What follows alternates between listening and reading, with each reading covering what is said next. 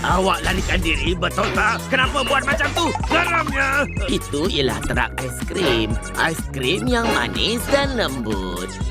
Sebutkan harga saya. 200? 300? Lapor sangat ke? Tak kisahlah. 300. 300. Tapi awak kena faham yang Saya setuju. Saya bagi 300 juta. 300 juta.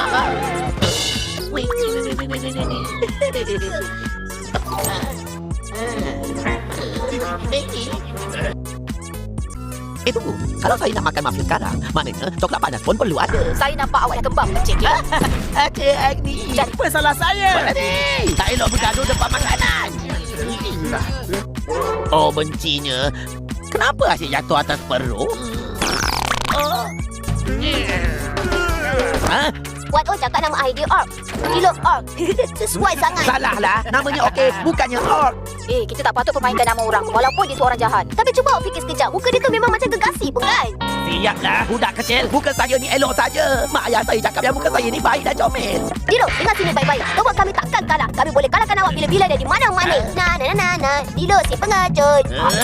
Budak-budak lembab tu. Berapa lama lagi saya harus terima penghinaan macam ni? Tak boleh kamu berdua bekerja dengan baik? Saya boleh tanya awak soalan yang sama, Encik Delo? Oh, tak adil lah sebab saya yang tanya awak dulu. Diamlah.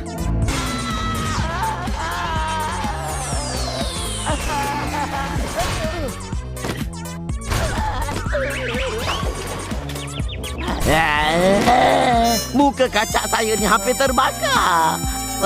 Kalaulah Dilo lembab tu tak ganggu mereka tadi.